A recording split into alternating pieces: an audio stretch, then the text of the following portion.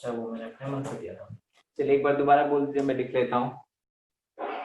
4 moles of H3, 4 mole of H2 H2, 4 mole and 3 mole of I2 3 mole of I2 initially taken, then calculate the amount of HI formed in moles with 75% yield. ठीक है 2HI।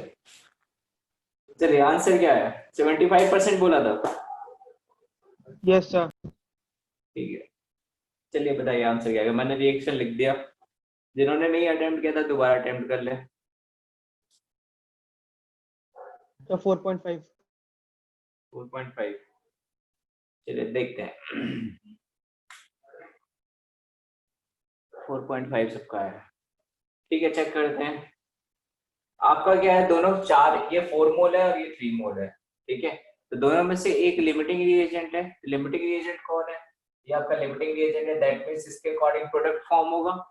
ठीक है जिसके 3 मोल से कितने mole form होने थे? 6 मोल HI form होता। लेकिन हमारे पास यील्ड कितना था? 75%, दैट इज 3/4। इसको डिवाइड कीजिए 1.5 यानी 4.5 मोल आंसर। ठीक है चलिए काफी लोग के आंसर सही आए हैं।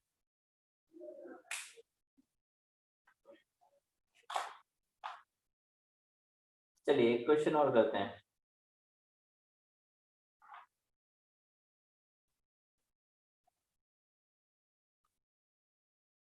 Zero point four mole PCl5 0.4 mole PCl5 combines with 1.8 mole of H2O if 65.7 gram of HCl is formed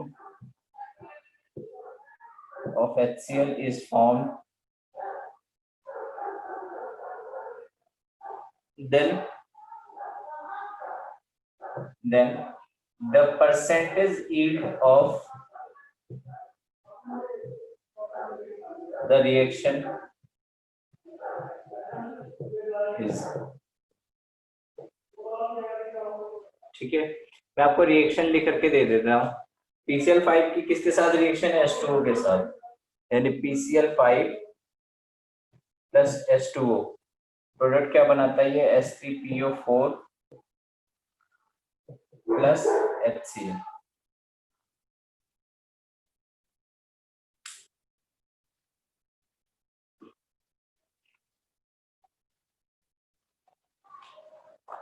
ठीक है आप लोग आंसर बताइए इसका क्या आएगा।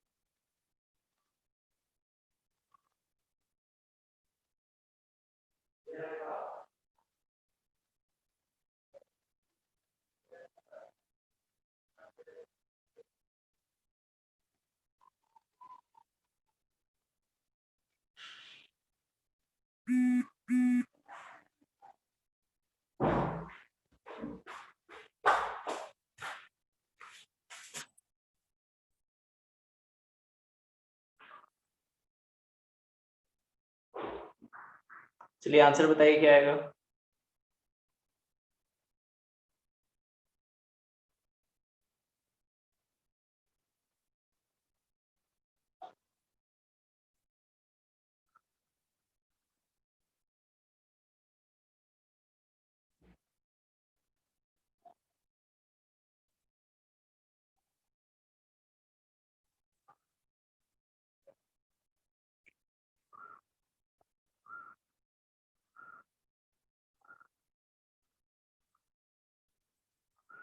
6570 डिवाइड बाई 73। ठीक है, एक बच्चे का आंसर आ गया।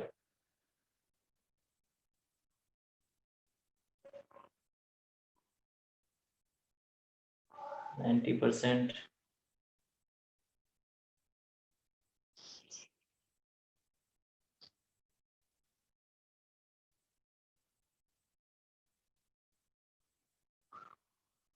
ठीक है, दो लोग के आंसर है। चलिए देखते हैं इस क्वेश्चन में आपका क्या है। सबसे पहले तो आप रिएक्शन बैलेंस कीजिए। ठीक है, रिएक्शन बैलेंस करेंगे तो PCl5 के साथ H2O कितना मोल है? यहाँ पे 4 दूनी 8, 3 1 4। ठीक है, ठीक है। फास्फोरस तो कम्प्लीटली बैलेंस है, इधर भी एक पी है उधर भी एक पी है। Cl इधर 5 है उधर भी 5 होने चाहिए, यानी इधर 5HCl कर दिया। ठीक है, Cl उधर 5 हो गए, हाइड्रोजन काउंट कीजिए टोटल कितने हो रहे हैं 8, यानी 4H2O कर दिया। चेक कीजिए, पहले हो गया। ठीक है, अब स्टार्ट करते हैं। हमको कितना दिया? 0.4 मोल PCl5 है, 0.4 मोल है, और 1.8 मोल आपका क्या है? H2O है। तो बेटा दोनों में से लिमिटिंग रिएजेंट कौन सा है? दोनों में से लिमिटिंग रिएजेंट कौन सा है? PCl5। ठीक है, ये आपका LR है। दैट मीन्स अब जो भी फॉर्मेशन होगा PCl5 के अकॉर्डिंग फॉर्म होगा। तो 1 मोल PCl5 से कितने मोल HCl मिल रहा है? 5 मोल मिल रहा है। दैट मीन्स 0.4 मोल PCl5 से HCl कितना मिलेगा? 0.4 multiply by 5, that is equal to 2 mole of HCl। ठीक है, 2 मोल ऑफ HCl मिलना चाहिए। हमें मिला कितना? 65.7 ग्राम। तो 2 मोल ऑफ HCl का अगर आप मास निकालेंगे तो 35.5 इसका, 1 इसका, यानी 36.5। दैट इज आपका आना क्या चाहिए? 73 ग्राम। ठीक है, मिला हमें कितना है? 65.7 ग्राम। दैट मीन्स परसेंटेज यील्ड जितना हमें मिला है, मिला कितना? 65.7। जितना मिलना चाहिए था थ्योरेटिकली 73 मल्टीप्लाई बाय 100। ठीक है, तो इसको आप डिवाइड करेंगे 9 से, एग्जैक्टली कट जाएगा। ये हटाइए, 0 बढ़ा दिया, 90%। हाँ, 73 इंटू 9, ये 10 बढ़ जाएगा। ठीक है, 0 से 0 कट गया, आंसर आएगा आपका 90%। 9 3 27, 9 से 63। हाँ ठीक है, 90% आपका आंसर आएगा।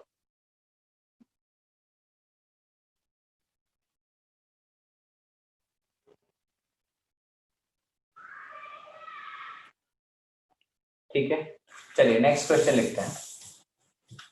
बेटा इसमें किसी कुछ पूछना है?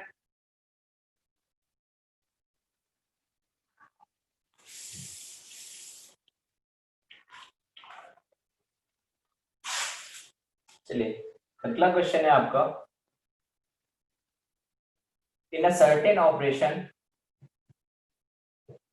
इन a certain operation 284 gram, 285 gram, 285 gram of TiCl4 is reacted with 96 gram of magnesium. Calculate percentage yield of titanium if 32 gram of titanium is actually obtained.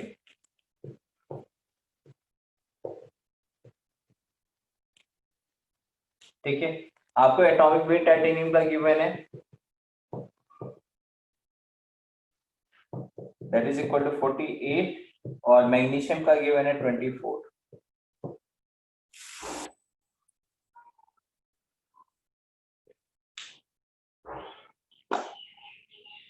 Reaction ही मिलेगी। लिख लो 2 mg plus TiCl4, it gives titanium plus 2 mg Cl2.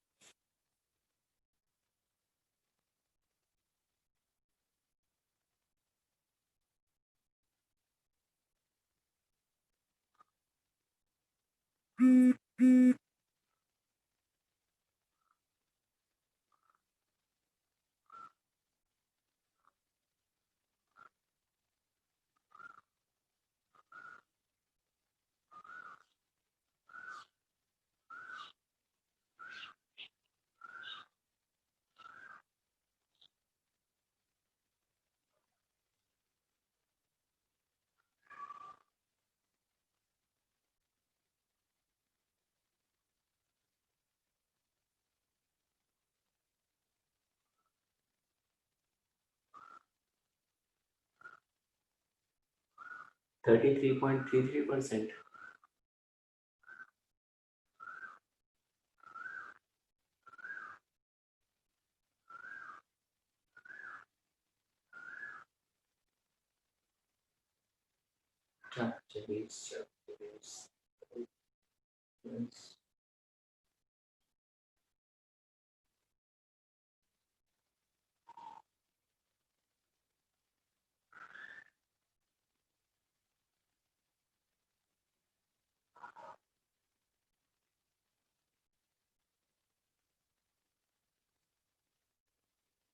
एक बच्चे ने answer दिया, बाकी बच्चों का answer क्या है?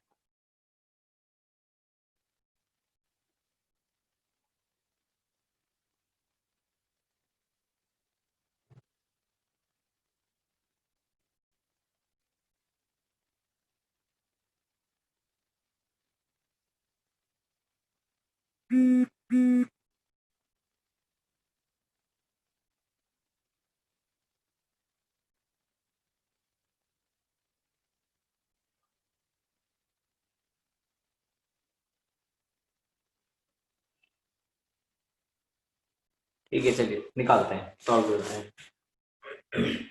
TiCl4 है, इसका अगर आप मॉलिक्यूलर वेट निकालेंगे तो कितना आता है बेटा TiCl4 का 334। Molecular weight?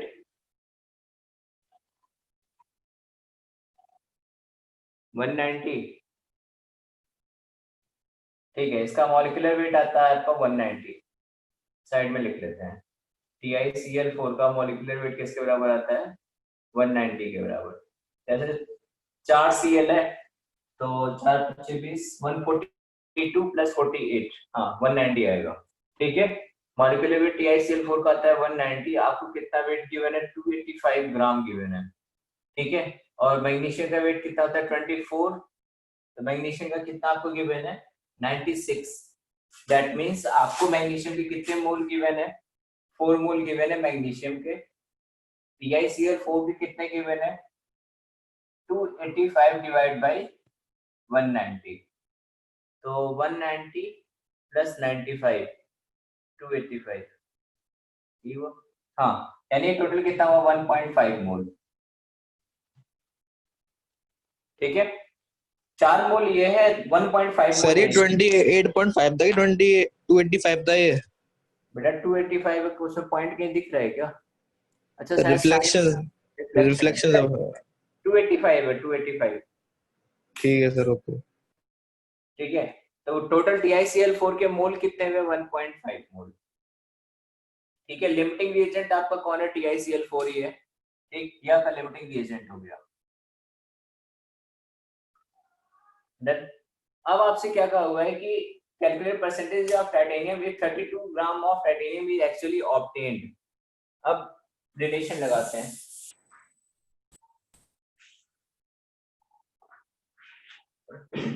एक मोल TiCl4 से टाइटेनियम कितना मिल रहा है? 1 मोल मिल रहा है। ठीक है, दैट मींस TiCl4 के 1.5 मोल TiCl4 से टाइटेनियम कितना मिलेगा? 1.5 मोल मिलेगा। तो 1.5 मोल टाइटेनियम अगर मिल रहा है तो इसका मास अगर निकालेंगे तो कितना आएगा? 1.5 मल्टीप्लाई बाय 48, तो 48 और 24 कितना हुआ? 72, यानी मिलना कितना चाहिए था हमें? 72 ग्राम। ठीक, अब परसेंटेज यील्ड पूछा हुआ है, परसेंटेज यील्ड में मिला हमें कितना है?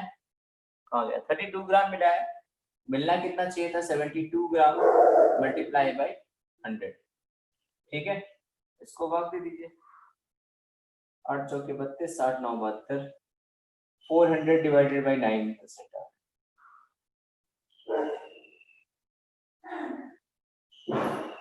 तो बेटा आपको 33.33% कैसे आ रहा था?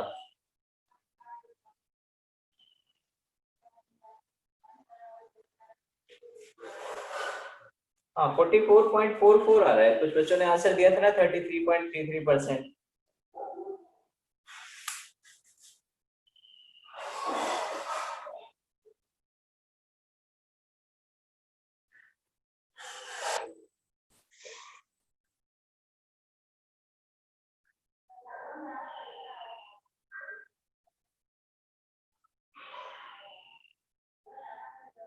अच्छा, मैग्नीशियम से निकाल दिया था। अच्छा अच्छा, ठीक है, कोई बात नहीं। चलिए, अब नेक्स्ट हम स्टार्ट करते हैं परसेंटेज प्योरिटी। ठीक है,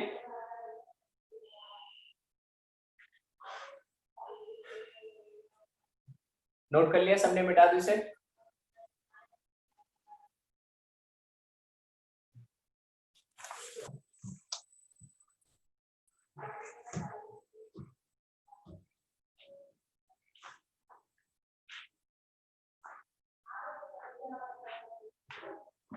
चलिए नेक्स्ट हमारे पास, नेक्स्ट आपका टॉपिक है percent purity.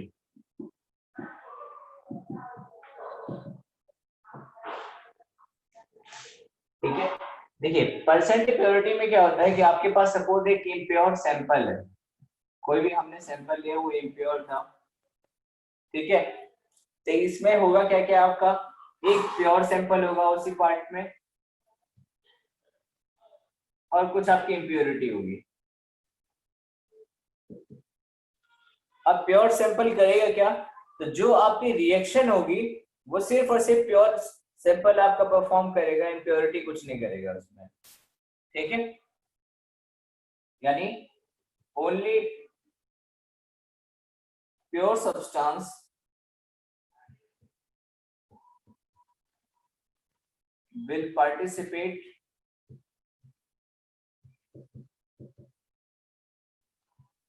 in the reaction।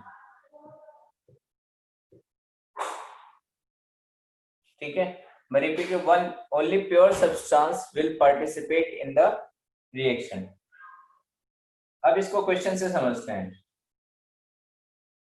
20 gram KClO3 on heating give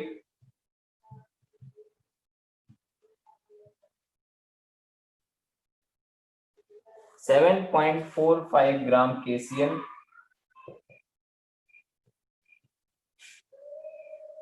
along with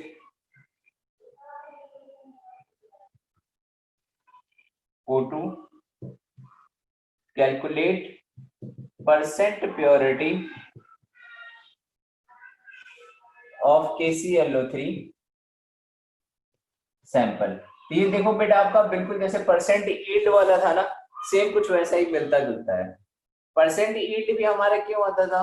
तभी मैंने बताया था कि आपके पास कुछ इम्प्योर पॉइंट उसमें रहा होगा, कुछ की परफॉर्मेंस हुई होगी या रिएक्शन की एफिशिएंसी ऐसी होती है। तो दोनों रीजन होते हैं, एक रिएक्शन की एफिशिएंसी भी आपकी कम हो तब भी आपको प्रोडक्ट में अमाउंट जितना मिलना चाहिए उससे कम मिलता है। दूसरा है अगर आपके पास उस सब्सटेंस में जो रिएक्टेंट है उसमें इम्प्योरिटी हो तब भी जो मिलना चाहिए जितना अमाउंट उससे हमें कम मिलता है। ठीक है, तो सेम उसी मेथड से अप्रोच करना है। बताइए इसका आंसर क्या आएगा?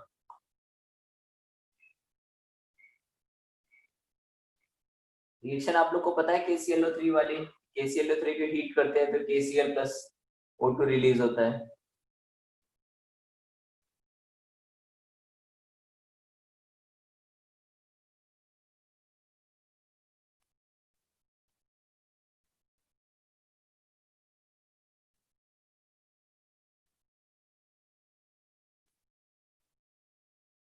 पोटेशियम का एटॉमिक वेट 39 होता है, आपको काम लगेगा।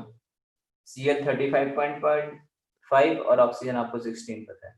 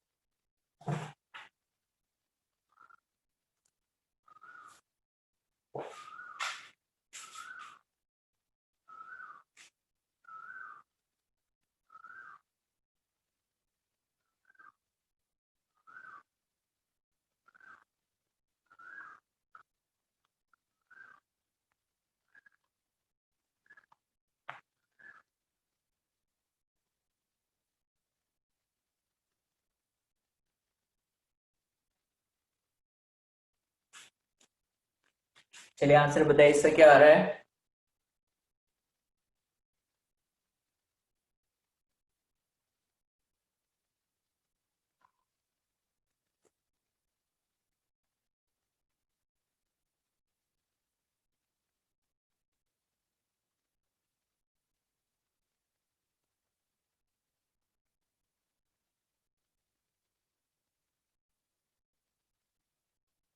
तो पोटेशियम का मास कितना होता है? बेटा 39।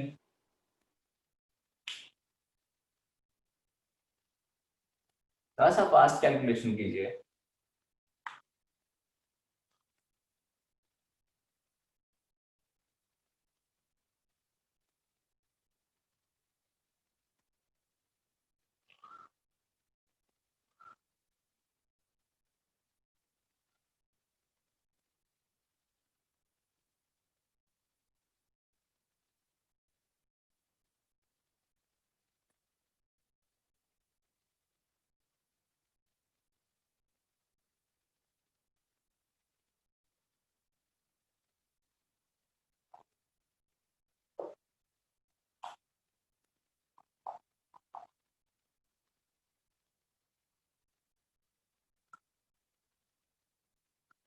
चलिए ठीक है, मैं स्टार्ट करता हूँ। ठीक है, KClO3 हमारे पास कितना है? 20 ग्राम है। इसको हीट करेंगे अगर तो क्या मिलेगा? KCl प्लस O2, तो 61.25%। किस बच्चे का आंसर दिया? दो लोगों ने, विपुल गोयल। अच्छा, तनिष्क का भी आंसर है 37.25%। 61.25, 61.25। ठीक है, दो लोग आंसर दिए, दोनों का सही, दोनों लोग का आंसर सही है। तनिष्क का भी सही है, विपुल का भी सही है। ठीक, मेरे ख्याल से 61.25 भी आता है। चलिए बाकी हम कैलकुलेट करके चेक करते हैं।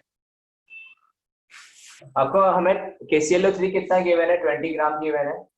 ठीक, on heating give 7.45 gram KCl। तो एक चीज ध्यान रखना है बेटा, अगर आपने KClO3 को 20 ग्राम ले लिया तो आपका क्वेश्चन गलत हो जाएगा। ठीक, हमें दे क्या रखा है? हमें गिवन है KClO3 साथ में एक इम्प्योरिटी,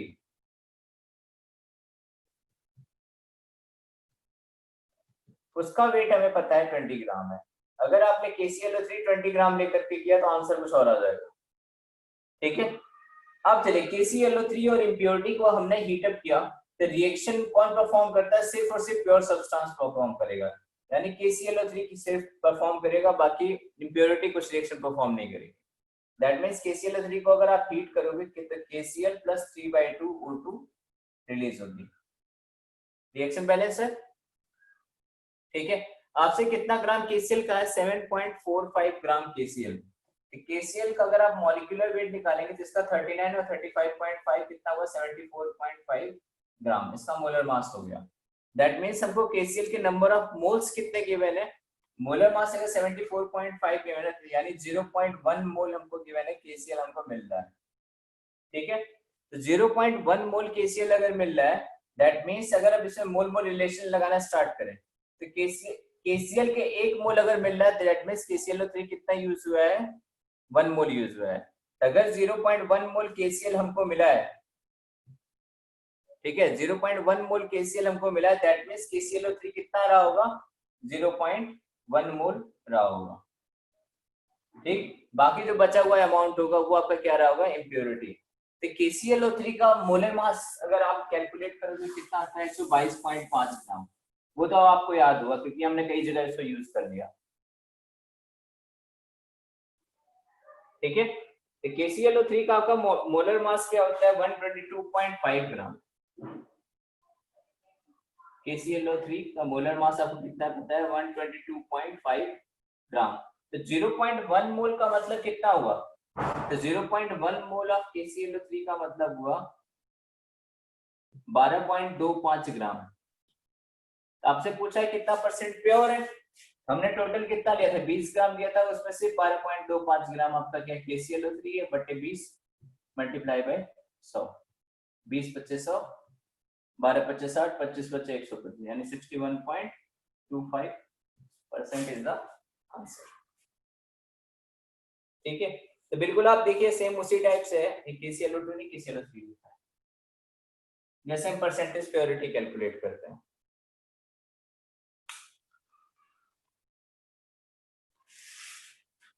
चलिए क्वेश्चन और लिखते हैं।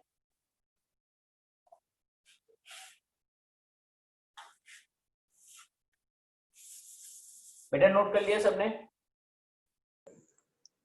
सर हाँ जी, सर ये जो 122.5 जो लिखा हुआ है ये इसका मोलर मास है क्या?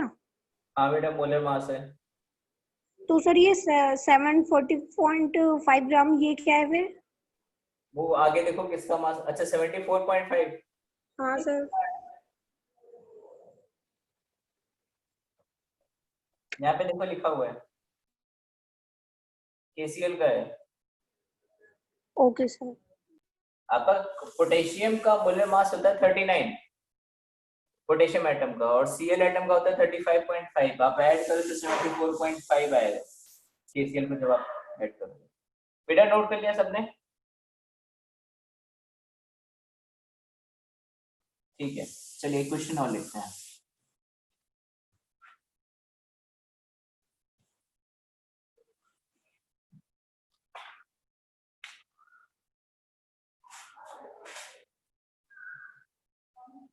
A 20 gram impure sample of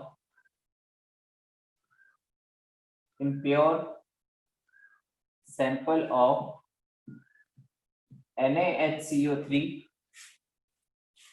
on strong heating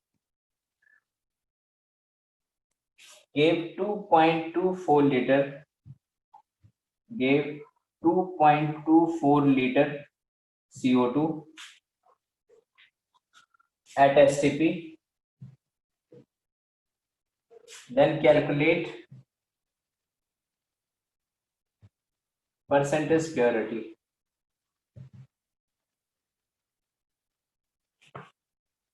ठीक है, हीटिंग इफेक्ट मैंने आप लोग को पढ़ा दिया है कि first group second group element heat करने पे किस टाइप से बिहेव करते हैं।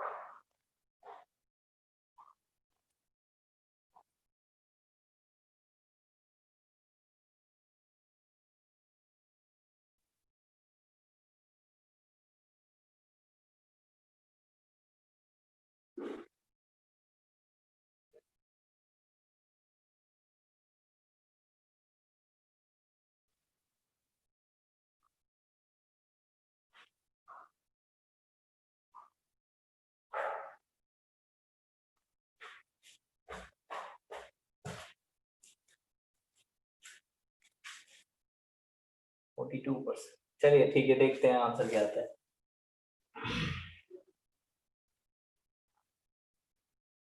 42% आ रहा है, मैंने कॉपी में 84% लिखा है। मैंने आंसर इसका अच्छा एक लोग का 84।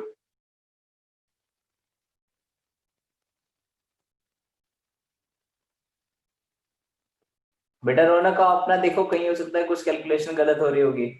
आंसर 84% है।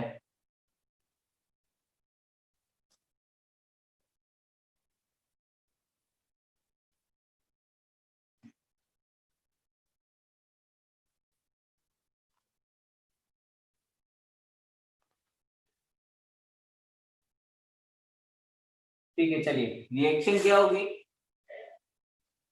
आप में से कोई एक लोग बताओ। Sir, 2NaHCO3 give हाँ Na2CO3 plus CO2 plus H2O. Plus CO2 plus H2O। ठीक है, आपसे क्या क्या है, 2.24 लीटर CO2 एट STP। तो 2.24 लीटर का मतलब कितना हुआ, 0.1 मोल। ठीक है, यानी CO2 हमें कितना मिला है, 0.1 मोल मिला है। तो रिएक्शन के अकॉर्डिंग अगर ये 0.1 मोल मिला है, ये कितना मिलेगा आपको, 0.2 मोल। बेटा आप किसी को मोल मोल रिलेशन लगाने में कोई प्रॉब्लम तो नहीं है ना। ठीक है, तो 0.1 मोल से आपको NaCO3 कितना मिला, 0.2 मोल। दैट मींस अब आप इसका मोलर मास कैलकुलेट करो। NaCO3 का मोलर मास कितना आएगा बेटा,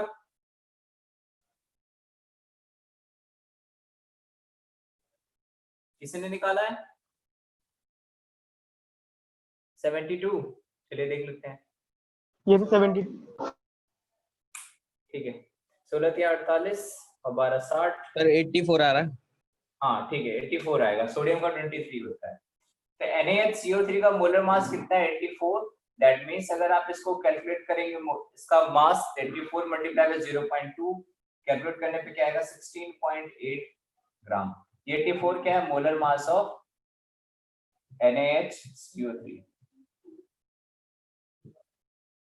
ठीक है, 16.8 ग्राम।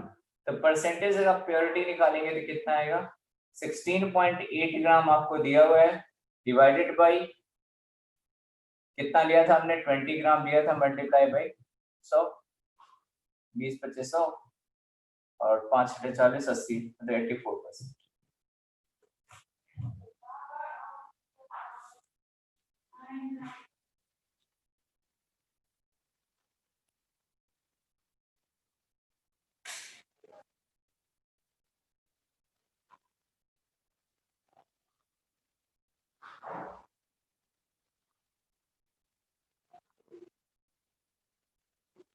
ठीक है, आप लोग को मैंने रिएक्शन करा दिया फर्स्ट ग्रुप और सेकेंड ग्रुप एलिमेंट वाले।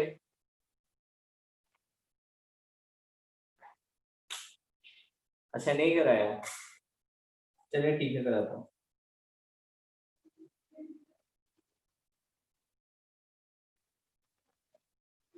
पहले थोड़ा सा मिक्सचर एनालिसिस करा देता हूँ, फिर आगे चलता हूँ, फिर इससे रिलेटेड और क्वेश्चन देता हूँ। चलिए हेडिंग लिखिए, mixture analysis.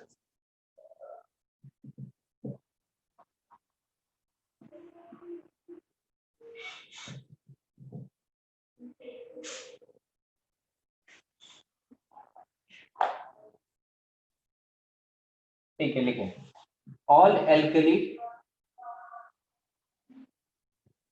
carbonates are thermally stable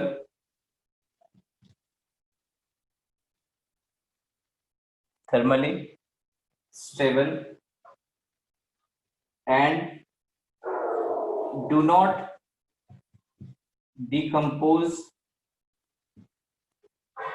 on heating except Li2CO3। ठीक है, चलिए फर्स्ट ग्रुप एलिमेंट को हम कहते हैं एल्कली मेटल्स। ठीक है, जो फर्स्ट ग्रुप में आप कहते हैं हाइड्रोजन वाले ग्रुप में। तो हाइड्रोजन को छोड़ के जो भी एलिमेंट आते हैं उनको सबको एल्कली मेटल्स कहते हैं। तो आपका एल्कली मेटल का मतलब, जैसे कार्बोनेट, कार्बोनेट का मतलब होता है CO3।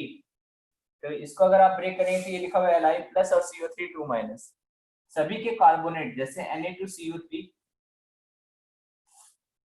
Lithium, sodium, potassium K2CO3, rubidium Rb2CO3 and caesium CS2CO3, इनको अगर आप हीट करेंगे तो कोई इफेक्ट नहीं होगा। लेकिन आप Li2CO3 को अगर आप हीट करते हैं, ठीक है, तो लिथियम का ऑक्साइड बनता है, साथ में CO2 गैस भी निकलती है। तो Na2CO3, K2CO3, Rb2CO3, CS2CO3 ये सारे के सारे थर्मली स्टेबल होते हैं, मतलब इनके कार्बोनेट हीट करने पे कुछ नहीं करते हैं।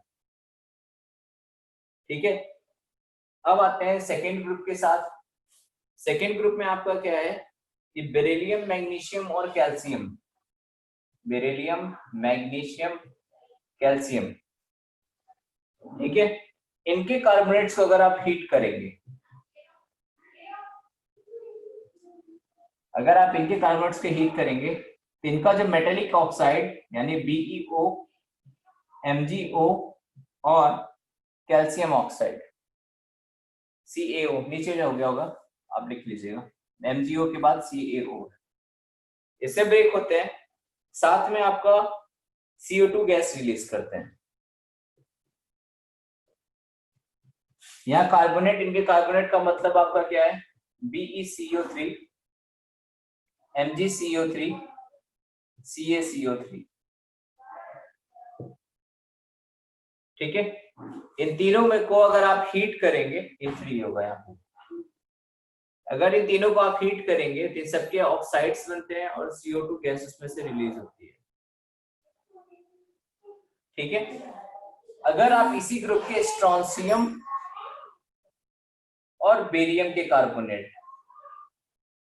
यानी SrCO3 और BaCO3 को अगर आप हीट करते हैं तो कुछ नहीं होता है। तो आप ऐसे ध्यान रखिएगा, पहले ग्रुप का पहला एलिमेंट, ठीक, अपने ग्रुप बाकी से के बिहेवियर से अलग बिहेव करता है। मतलब फर्स्ट ग्रुप के एलिमेंट क्या है, हीट करने पर नहीं टूटते हैं, बस पहला वाला एलिमेंट टूट जाता है। दूसरे के ग्रुप के नीचे से दोनों एलिमेंट अपने ग्रुप का उल्टा बिहेव करते हैं। दैट मीन्स दूसरे ग्रुप के ऊपर से तीनों ग्रुप कार्बोनेट हीट करने पे ब्रेक होते हैं, लेकिन नीचे वाले दोनों नहीं ब्रेक होते हैं। तो आप जैसे याद कर पाइए, जैसे ट्रिक बनाना हो आप समझ लीजिएगा उसे।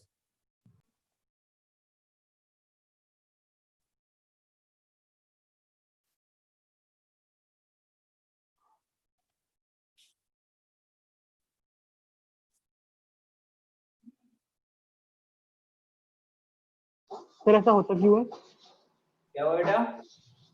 फिर ऐसा होता क्यों है कि ये SrCO3 BaCO3 वो की वो मतलब कि रिएक्ट क्यों नहीं करते, मतलब वो क्यों नहीं होते, रिएक्ट क्यों नहीं करते, मतलब बर्न क्यों नहीं होते? रिएक्शन की बात नहीं हो रही बेटा, वो हीट करने पे ब्रेक होने की बात हो रही है। हाँ सर, सॉरी, ब्रेक क्यों नहीं होते? हाँ बेटा, हाँ सर, ब्रेक क्यों नहीं होते, कोई रीजन होता है फिर ऐसे ही? आपको मिलेगा, आपको एस ब्लॉक में डिटेल में पढ़ने को मिलेगा। Okay sir. ठीक है, एस ब्लॉक कंपाउंड हम अलग से पढ़ेंगे, तब आपको वहां पढ़ने को मिलेगा। चलिए आगे चले, नोट कर लिया सबने?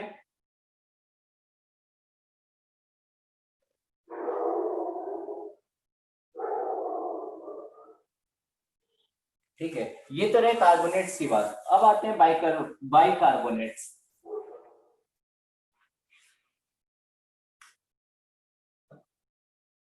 देखिए बाइकार्बोनेट्स किसे कहते हैं, जो आपके HCO3 टाइप के होते हैं। बाइकार्बोनेट्स जैसे NaHCO3,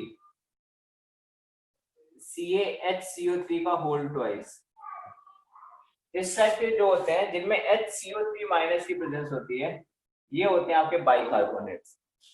ठीक है, इसको अगर हम हीट करते हैं, इसको अगर हमने हीट किया बाइकार्बोनेट्स को, तो आपका उस मेटल का कार्बोनेट बनता है प्लस CO2 मिलता है, प्लस वाटर फॉर्मेशन होता है। ठीक है, यानी NaCO3 को अगर आपने हीट किया होगा तो Na2CO3 plus CO2 plus H2O मिलेगा, वो तो कॉमन है। अगर कैल्शियम वाला होगा तो CaCO3 मिलेगा। ठीक है, लेकिन एक चीज ध्यान रखिएगा, जब आप सेकेंड ग्रुप के एलिमेंट के साथ आप रिएक्शन कराएंगे तो मिलता तो CaCO3 है, लेकिन ये भी ब्रेक होकर के किस फॉर्म में हो जाता है, CaSO3 वाला कैल्शियम ऑक्साइड में। ये चीज ध्यान रखिएगा, एक साथ मिक्सअप मत कर दीजिएगा। आपसे प्रोडक्ट पूछे तो आप कैल्शियम कार्बोनेट मत कर दीजिएगा, क्योंकि कैल्शियम कार्बोनेट खुद ही ब्रेक हो जाता है CaO और CO2 में। तो मिलता तो CaCO3 ही है, लेकिन वो फर्दर ब्रेक होकर किसमें डिवाइड हो जाता है, कैल्शियम ऑक्साइड और CO2 में।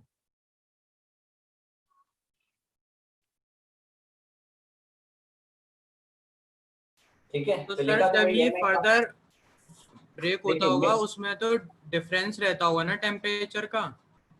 नहीं बेटा, स्ट्रॉन्ग हीटिंग ही, स्ट्रॉन्ग हीटिंग का मतलब आप 200 300 400 तक हीट कर लो, जहां तक आपका रेसिड्यू रह ना जाए।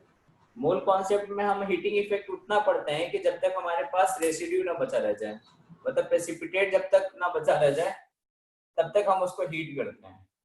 Okay sir. ठीक है, इसमें स्ट्रॉन्ग हीटिंग आपको जनरली लिखा हुआ मिलेगा। तो मिलता तो CaCO3 है, लेकिन फर्दर डिसोसिएट होकर किसमें चला जाता है, कैल्शियम ऑक्साइड प्लस CO2 में।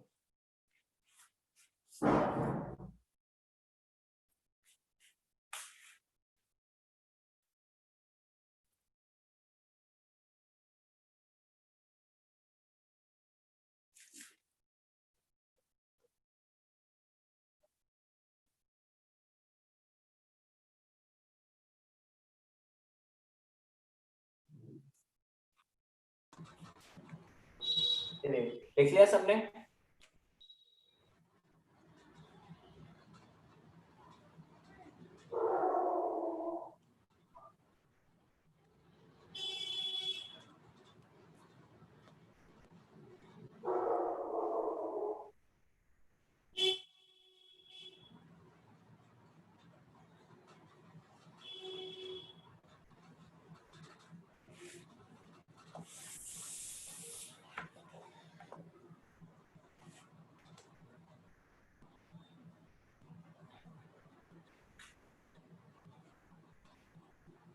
ठीक है, अब आते हैं क्वेश्चन की लैंग्वेज पे, वो भी मैं पॉइंट करके लिखा दे रहा हूं। अगर आपके क्वेश्चन में लिखा रहता है इस टाइप से कि अगर आपके लिखा हुआ 20 gram mass loss after heating of CaCO3, that means वो क्या कहना चाह रहा है कि कोई भी लॉस अगर आपका होता है, any loss in mass during,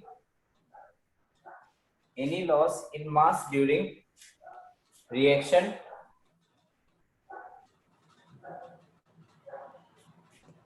is basically due to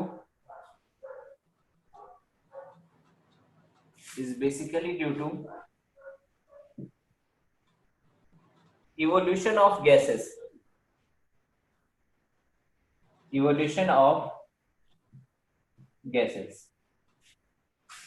ठीक है। अगर आपसे इस टाइप से कहता है कि एनी कि आपके कोई रिएक्शन हो रही है कार्बोनेट की, उसको हमने हीट किया, उसमें से 22 ग्राम मास कम हो गया है, दैट मीन्स आपको ये कहना चाह रहा है कि उसमें कोई एक गैस फॉर्म हो रही है जो आपके कंटेनर को एस्केप करके जा चुकी है, और उस गैस जितना एस्केप किया उसका मास 22 ग्राम है।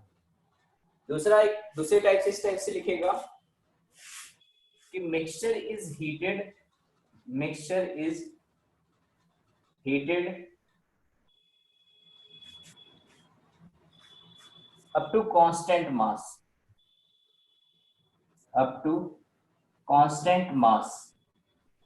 इसका मतलब ये है हम उसको इतना हीट कर रहे हैं, ठीक है, कि जितनी भी पॉसिबिलिटी हो गैस फॉर्म के बाहर निकलने की, वो सारे के सारे गैस फॉर्म करके बाहर निकल जाएं। हमारे पास सिर्फ और सिर्फ सॉलिड फेस बचना चाहिए कंटेनर। दोनों लाइन का मतलब समझिएगा, ठीक है। दोनों लाइन में हम क्या कहना चाह रहे हैं, पहली वाली में भी हम गैस को बाहर भेज रहे हैं, दूसरी वाली में भी हम गैस को बाहर भेज रहे हैं, ठीक है।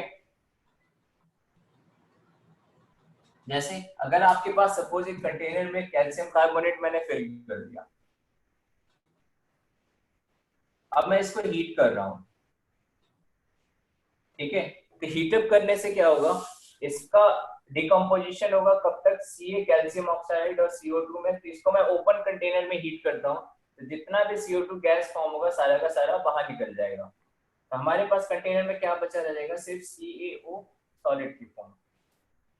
अब देखिए, अब आप इसे फर्दर और हीट करते रहिए, अब कोई फर्क नहीं पड़ेगा, दैट मीन्स हमारा मास क्या हो गया, कांस्टेंट हो गया, किसके रिस्पेक्ट में, हीट की रिस्पेक्ट में।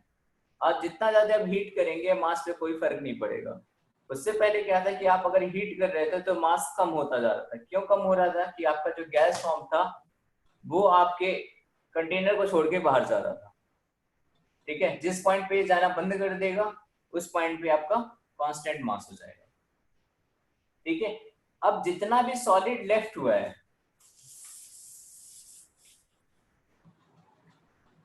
जितना भी सॉलिड आपका बचा हुआ है, any solid left after decomposition is called residue.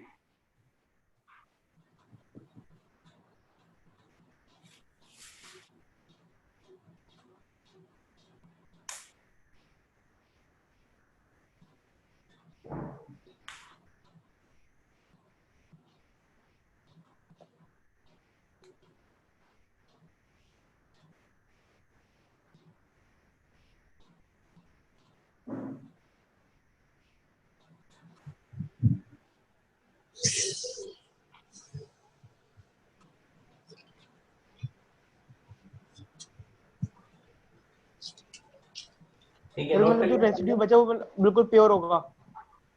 क्या बचा हुआ जो, तो जो मतलब कि जो बचेगा मतलब आखिरी में मतलब उड़ाने के बाद तो वो मतलब बिल्कुल प्योर आइटम होगा। नहीं हम लेते ही बेटा प्योर ही है, इसमें ये जो मिक्सचर हम लेंगे वो प्योर फॉर्म का ही लेंगे, ओके ठीक है। सर। हाँ इसमें लेंगे ही प्योर ओके फॉर्म में, तो जो बचा रहेगा उसी प्योर फॉर्म का सॉलिड फॉर्म केवल बचा रहेगा बस।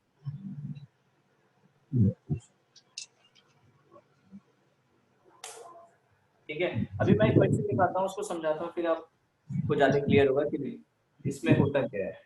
चलिए नोट कर लिया सबने?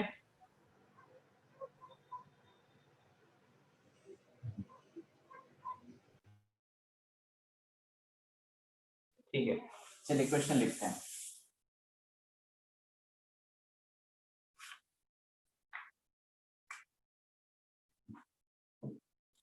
क्वेश्चन है आपका 10 ग्राम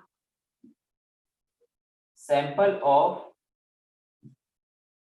MgCO3 and Na2CO3 was heated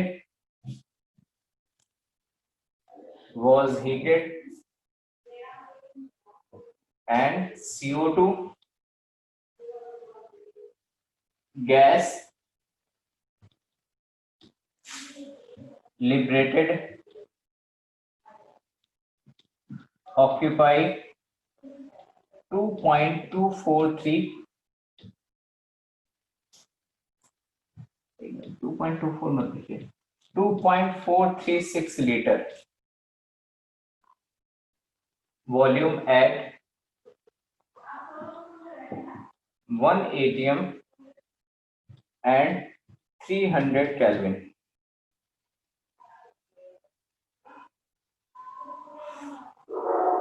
Then what is percentage composition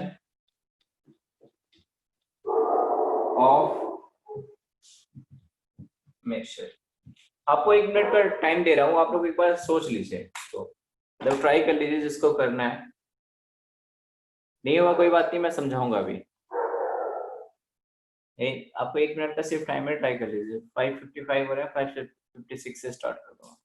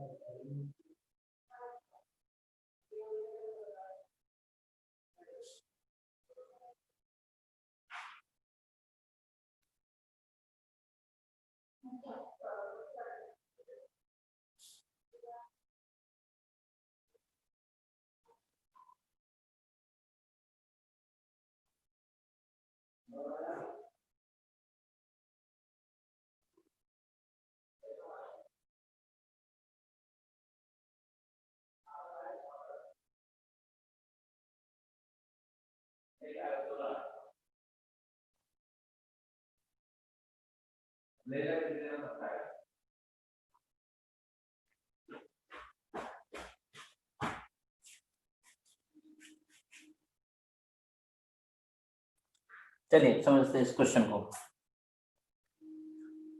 देखिए क्वेश्चन क्या आपका 10 gram sample of MgCO3 and Na2CO3 was heated and CO2 gas liberated by 2.436 litre. ठीक है, आप में से कोई एक लोग बस ये बता दो CO2 के कितने मोल लिखने हैं।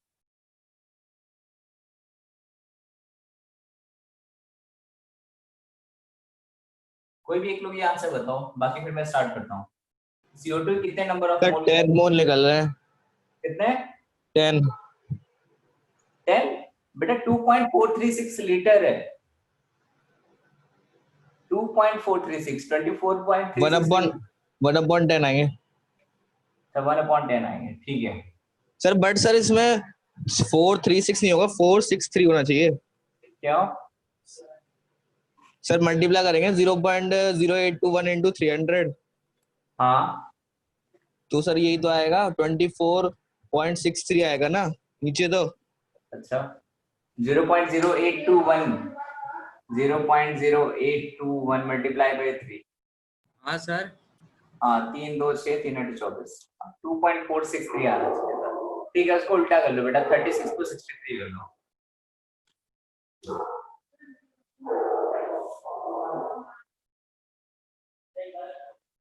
ठीक है समझते क्या है।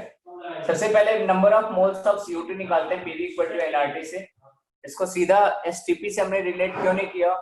क्योंकि 1 atm प्रेशर तो आपका ठीक है, लेकिन टेम्परेचर 300 केल्विन गिवन है। STP पे होता है 273 केल्विन। ठीक है 273 केल्विन लिखा होता है तब STP से रिलेट करते हैं हम। तो प्रेशर आपको कितना गिवन है 1 atm, वॉल्यूम कितना गिवन है 2.436 litre, that is equal to n। r की वैल्यू atm लीटर में क्या होती है 0.0821 मल्टीप्लाई बाय 300। यहां से n निकालेंगे कितना आएगा 0.1 मोल। ठीक है अब आते हैं अपने कॉन्सेप्ट पे। हमसे क्या कहा हुआ है MgCO3 और Na2CO3 का एक मिक्सचर है, इसको हीट किया है। अब बेटा ये बता दोनों में से हीट करने पे CO2 कौन देगा? MgCO3। ठीक दैट मींस जो वो CO2 0.1 मोल निकला है वो किसकी रिएक्शन की वजह से केवल निकला होगा?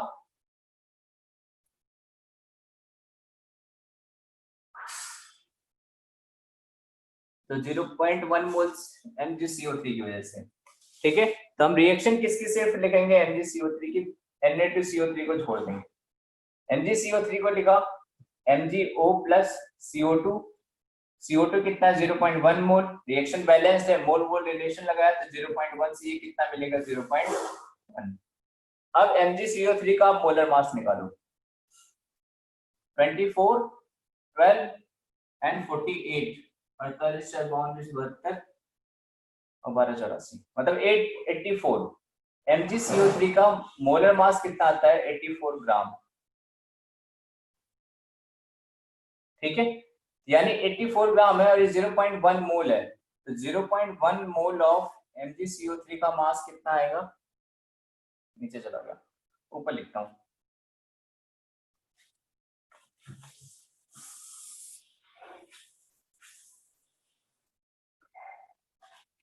दैट मींस 0.1 मोल MgCO3 का मास कितना आएगा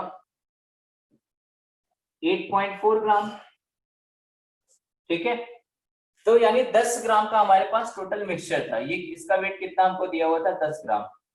ठीक 10 ग्राम में से MgCO3 कितना है आपके पास 8.4 ग्राम है, दैट मींस Na2CO3 कितना होगा, तो 10 में से 8.4 घटा होगा कितना आएगा 16 ग्राम।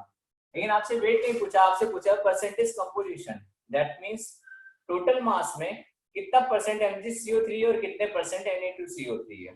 ठीक है सिंपल आपसे क्वेश्चन पूछा है, आपको टोटल वेट 10 ग्राम दिया है, इसका परसेंटेज अगर आप कंपोजिशन निकालेंगे तो 8.4 डिवाइडेड बाय 10 मल्टीप्लाई बाय 100 कितने परसेंट आ गया ये 84%। 84% अगर MgCO3 है दैट मीन्स 16% क्या होगा आपका Na2CO3 होगा।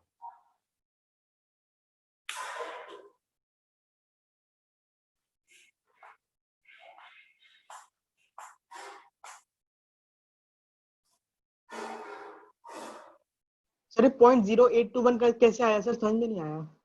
अच्छा, ये R की वैल्यू बता, गैसियस कांस्टेंट की है। देखिए R की वैल्यू वेरी करती है अलग अलग यूनिट के लिए। अगर प्रेशर आपका एटीएम में है और वॉल्यूम लीटर में है तो R की वैल्यू होती है 0.0821। ठीक है, अगर आपका प्रेशर पास्कल में है और वॉल्यूम आपका मीटर क्यूब में है, ये एसआई यूनिट हुई। ठीक है, प्रेशर आपका पास्कल में, पास्कल होता है बेसिकली न्यूटन पर मीटर स्क्वायर को हम लोग पास्कल कहते हैं। ये पास्कल जो लिखा है वो लिखा होता है न्यूटन पर मीटर स्क्वायर, उसको हम लोग पास्कल कहते हैं। जैसे वॉट को क्या कहते हैं, जूल पर सेकंड, वैसे इसी टाइप से हम पास्कल को क्या कहते हैं, न्यूटन पर मीटर सेकंड, न्यूटन पर मीटर स्क्वायर। इस पॉइंट पे आर की यूनिट क्या लेते हैं हम, 8.314। ठीक है, और नहीं पता है तो इतनी टेंशन लेने वाली बात नहीं है, अभी गैस से स्टेट शुरू होगा, दुनिया भर के आर की वैल्यू पढ़ेंगे। ठीक है, आर की वैल्यू 2 भी होती है सीजीएस में, कैलोरी की टर्म में जब कैलकुलेशन करते हैं तो आर की वैल्यू 2 लेते हैं।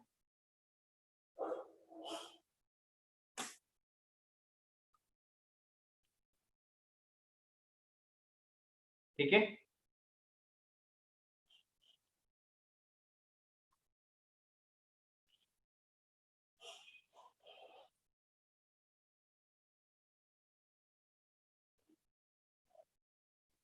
चलिए नोट कर लिया सबने, तो एक क्वेश्चन और लिखूं।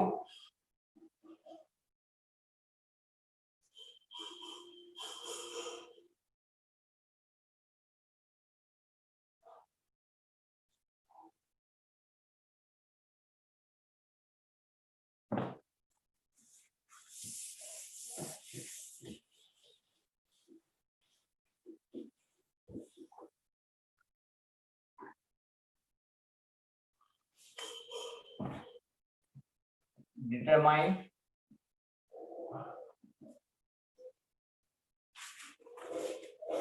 percentage composition of mixture,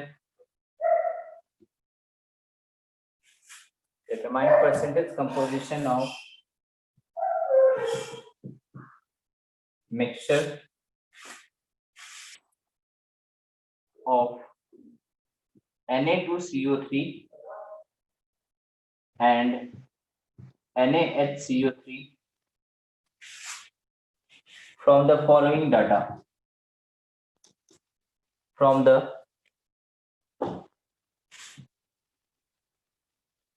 following data। आपको डाटा क्या गिवन है वो देखते हैं। weight of mixture, weight of mixture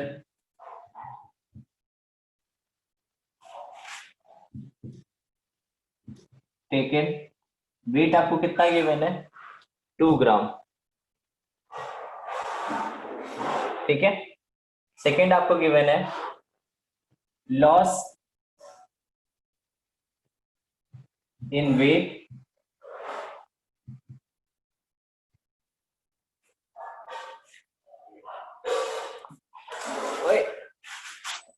digital,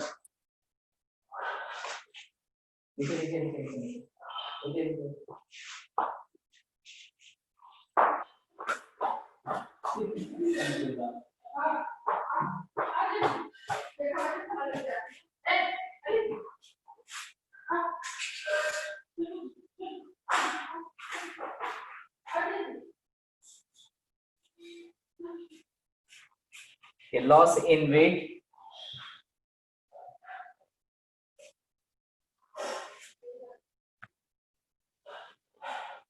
loss in weight on heating is equal to 0.11 gram. चलिए इसका आंसर बताइए।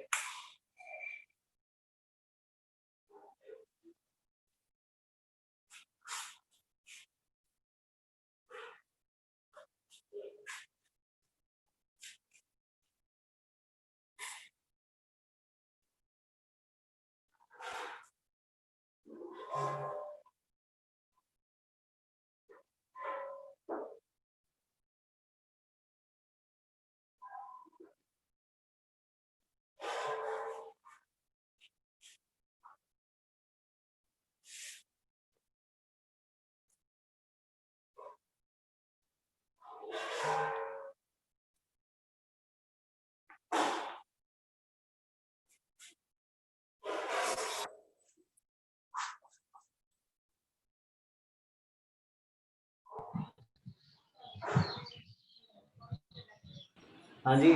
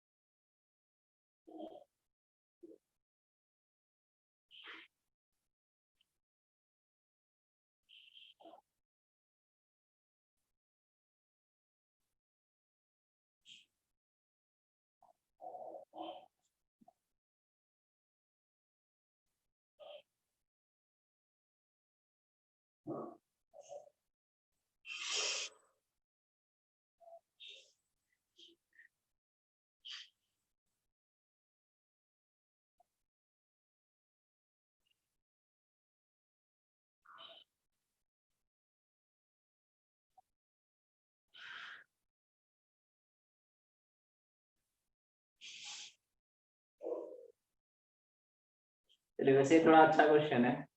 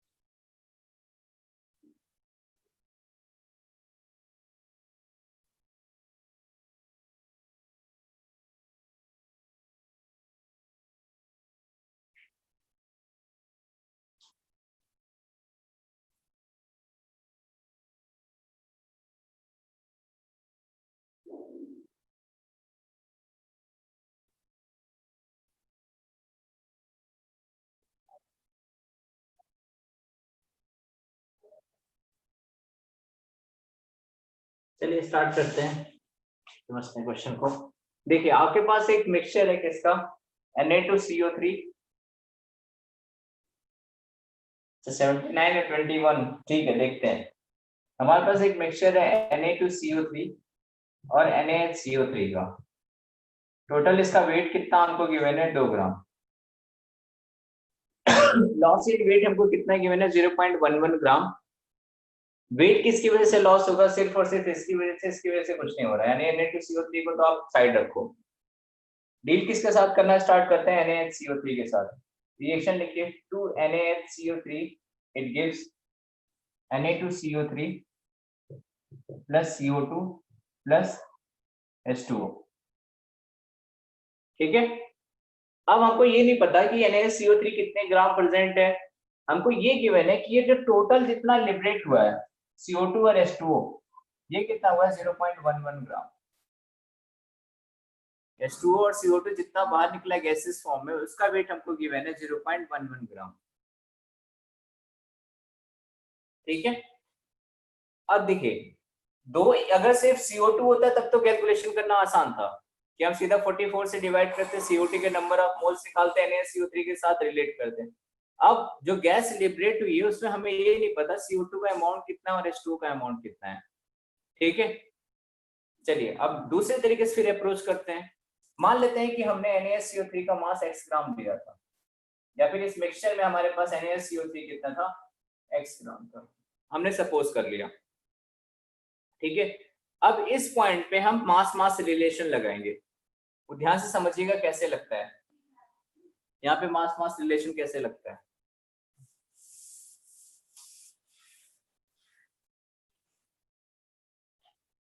चलिए।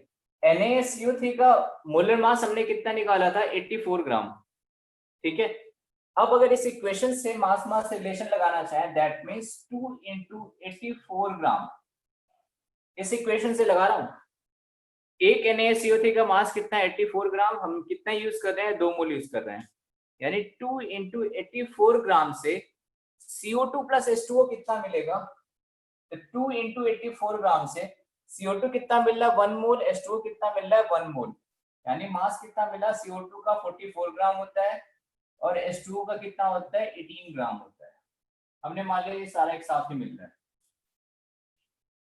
तो आप इसको सम करके लिखो कितना लिखा है टोटल 44 और 18 62 ग्राम। ये स्टेप, पहला स्टेप समझ में आया आपको बेटा? इस पर्टिकुलर स्टेप में किसी को कोई डाउट है?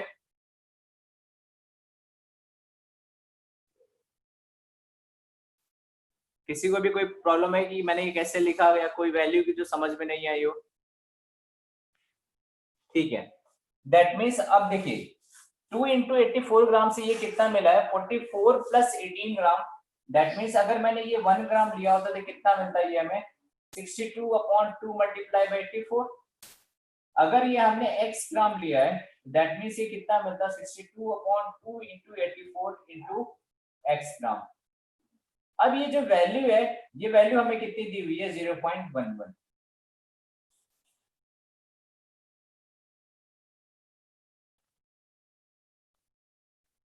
हमने क्या किया, टोटल जितना मास गिवन था उसमें NaCO3 मान लिया हमने x ग्राम प्रेजेंट था, ठीक है। x ग्राम में से अब हमने पूरे कैलकुलेशन से निकाला है कि x ग्राम अगर प्रेजेंट होता तो CO2 और H2O कितना हमें मिलता। अब यहाँ से आप x की वैल्यू निकालिए कितनी आ रही है।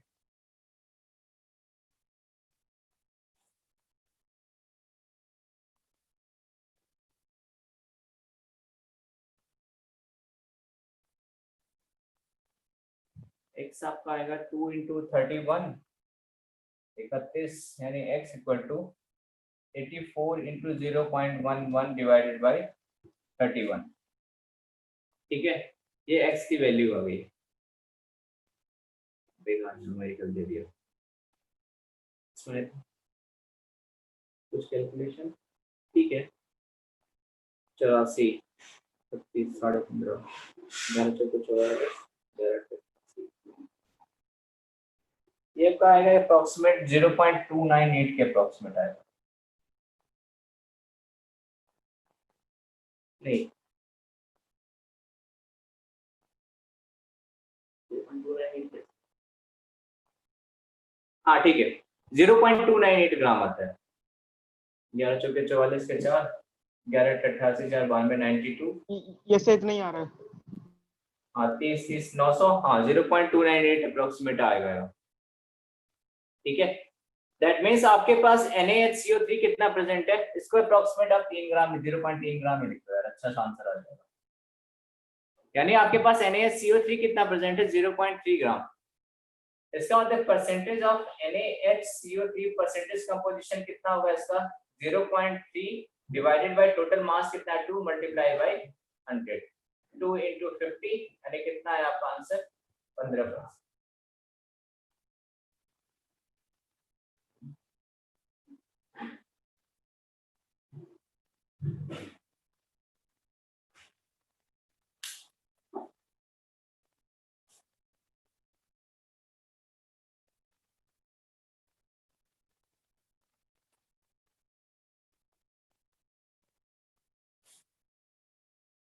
सर थोड़ा मुश्किल सा नहीं है? बेटा है तो क्या हुआ नहीं अभी तक नहीं इतना मुश्किल लगा, अब थोड़ा मुश्किल लग रहा है। कोई बात नहीं, आप धीरे धीरे चीजें सीख जाओगे, ये सब चीजें आप फिजिकल में धीरे धीरे आपके लिए कॉमन हो जाएंगी। शीट में क्वेश्चन प्रेजेंट है ना ऐसे? क्या हुआ? तो शीट में ऐसे क्वेश्चन है ना, मतलब हाँ, जो लेवल शीट 2 में प्रोवाइड है करके आपके, देखे ने। लेवल 2 में आपके 1-2 क्वेश्चन मिल जाएंगे ऐसे। ओके सर ट्राई करेंगे।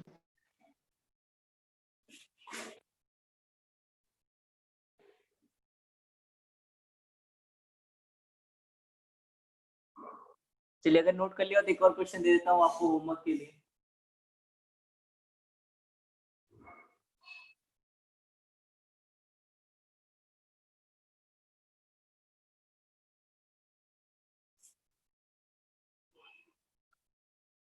ठीक है डन। एक क्वेश्चन लिखे होमवर्क के लिए।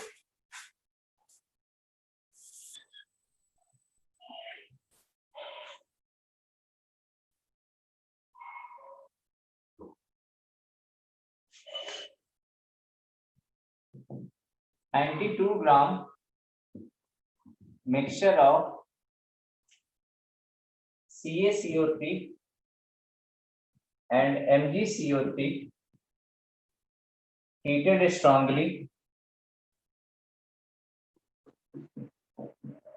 heated strongly in an open vessel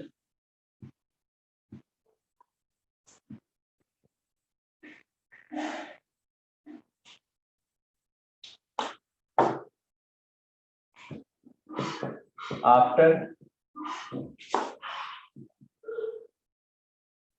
complete decomposition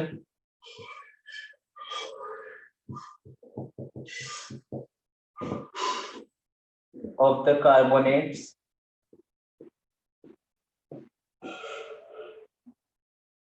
it was found that the weight of residue left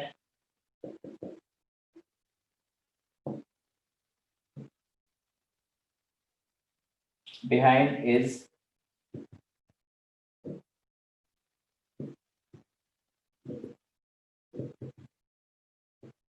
48 gram. Find the mass of MgCO3 in grams of the mixture.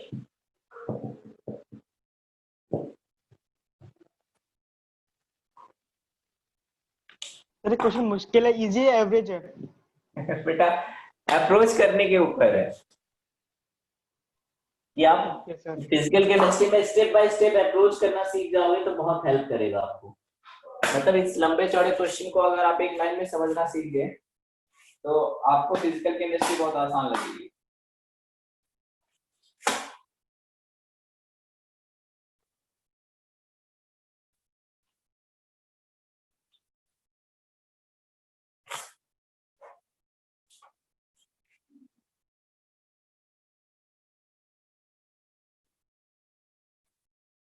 चलिए okay done, thank you.